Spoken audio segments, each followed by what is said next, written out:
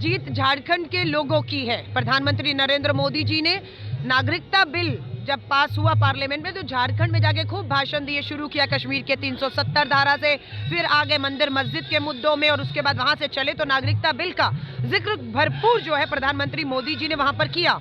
वहां पर लोगों ने यह भी प्रश्न उठाया कि झारखंड का चुनाव 5 चरणों में, 81 सीटें हैं, 5 चरणों में हुआ झारखंड का चुनाव और चुनाव आयोग ने यह बहाना बताया कि वहां नक्सली जो है वो की वजहों से वहां 5 चरणों में कराया जा रहा है। और वही हमारे नरेंद्र मोदी जी अपने भाषणों में अपनी पीठ थपथपाते हुए दिखे कि झारखंड में नक्सलवाद मुक्त कर दिया भाजपा की सरकार ने, और वही चुनाव आयोग उनकी बात को कॉन्ट्राडिक्ट कर रहा था। आज झारखंड के लोगों ने मुंह तोड़ जवाब दिया है कि झारखंड के अंदर मुद्दा भूखमरी था, कुपोषण के शिकार बच्चे थे, बेरोजगारी और गरीबी था, जो 15 साल में जब से झारखंड बना आप ही की सत्ता दिल्ली में और वहां पर झारखंड में रही।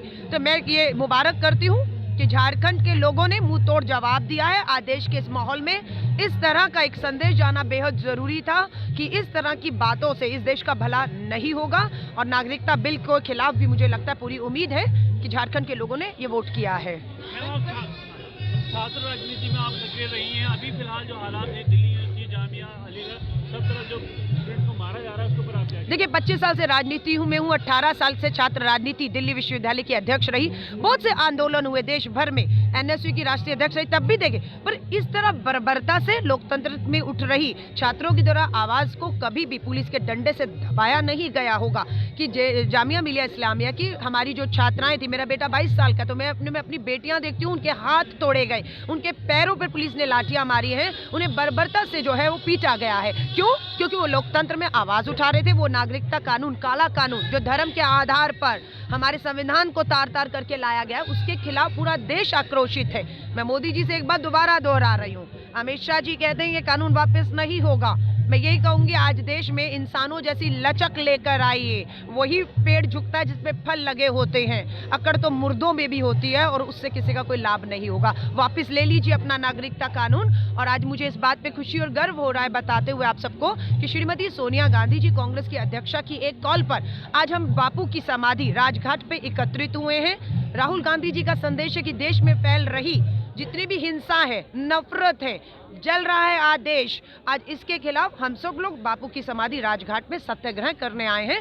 और हम अपनी आवाजों को तब तक बुलंद रखेंगे जब तक काला कानून, नागरिकता कानून वापस नहीं ले लिया जाता। अपने मंच से इस बात का खंडन किया, जबकि रिपोर्ट मौजूद है कि डिटेंशन कैंप मौजूद है। प्रधानमंत्री नरेंद्र मोदी जी के भाषण उठाइएगा, वहां पर आपको एक उनकी क्लिपिंग मिलेगी जिसमें वो कहते हैं चीख चीख कर झूठ बोलिए, बार बार बोलिए, चीख चीख कर बोलिए, क्योंकि उन्हें पता है ऐसा करने से झूठ सच लगता है।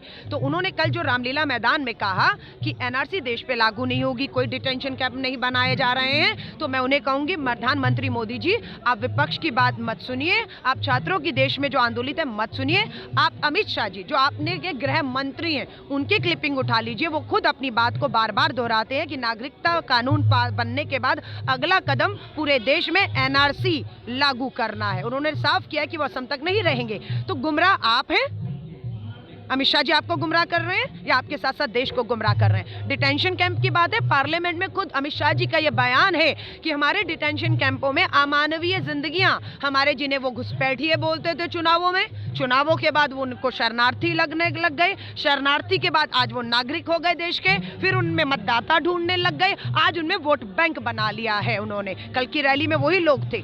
तो आप ये सच्चाई देश के सामने रखिए कि मात्र आप इस देश के ताने बाने को बदलने के लिए, यहाँ की जो ज्योग्राफी है उसे बदलने के लिए ये सब आप खेल जो कर रहे हैं, संघ का भगवा जो देश में लहरा रहा था, एक एक करके उसका सफाया हो रहा है और तिरंगा लहरा रहा है। शुरुआत उल्टी गिनती की राजस्थान, मध्य प्रदेश, छत्तीसगढ़, पंजाब के बाद महाराष्ट्र से होते हुए झारखंड में हो गई है। भगवा का सफाया हुआ है, संघ के भगवा का, और तिरंगा देश का लहरा रहा है। और अब दिल्ली की बारी है।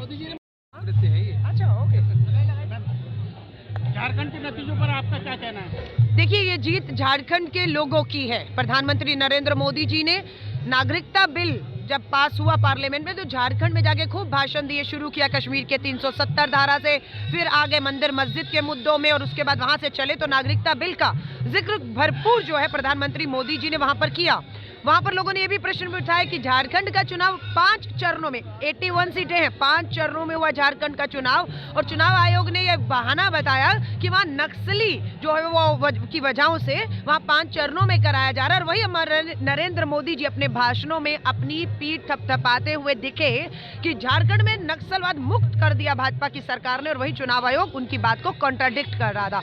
आज झारखंड के लोगों ने मुंह तोड़ जवाब दिया है कि झारखंड के अंदर मुद्दा भूखमरी था, कुपोषण के शिकार बच्चे थे, बेरोजगारी और गरीबी था, जो 15 साल में जब से झारखंड बना आप ही की सत्ता दिल्ली में और वहां पर झारखंड में रही। तो मैं ये मुबारक करती हूँ कि झारखंड के लोगों ने मुंह तोड़ जवाब दिया है। आज देश के इस माहौल में इस तरह का एक संदेश जाना बेहद जरूरी था कि इस तरह की बातों से इस देश का भला नहीं होगा। और नागरिकता बिल के खिलाफ भी मुझे लगता है, पूरी उम्मीद है कि झारखंड के लोगों ने ये वोट किया है।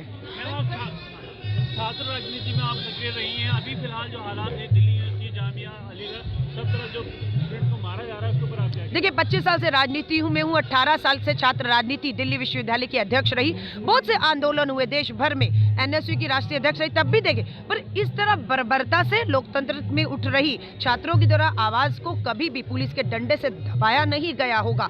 कि जामिया मिलिया इस्लामिया की हमारी जो छात्राएं थी, मेरा बेटा 22 साल का, तो मैं अपनी बेटियां देखती हूँ, उनके हाथ तोड़े गए, उनके पैरों पर पुलिस ने लाठियां मारी हैं, उन्हें बर्बरता से जो है वो पीटा गया है। क्यों? क्योंकि वो लोकतंत्र में आवाज उठा रहे थे। वो नागरिकता कानून, काला कानून, जो धर्म के आधार पर हमारे संविधान को तार तार करके लाया गया, उसके खिलाफ पूरा देश आक्रोशित है। मैं मोदी जी से एक बात दोबारा दोहरा रही हूँ, अमित शाह जी कहते हैं ये कानून वापस नहीं होगा, मैं यही कहूंगी आज देश में इंसानों जैसी लचक लेकर आइए। वही पेड़ झुकता है जिसपे फल लगे होते हैं, अकड़ तो मुर्दों में भी होती है, और उससे किसी का कोई लाभ नहीं होगा। वापस ले लीजिए अपना नागरिकता कानून। और आज मुझे इस बात पे खुशी और गर्व हो रहा है बताते हुए आप सबको कि श्रीमती सोनिया गांधी जी, कांग्रेस की अध्यक्षा की एक कॉल पर आज हम बापू की समाधि राजघाट पे एकत्रित हुए हैं। राहुल गांधी जी का संदेश है कि देश में फैल रही जितनी भी हिंसा है, नफरत है, जल रहा है आज देश, आज इसके खिलाफ हम सब लोग बापू की समाधि राजघाट में सत्याग्रह करने आए हैं।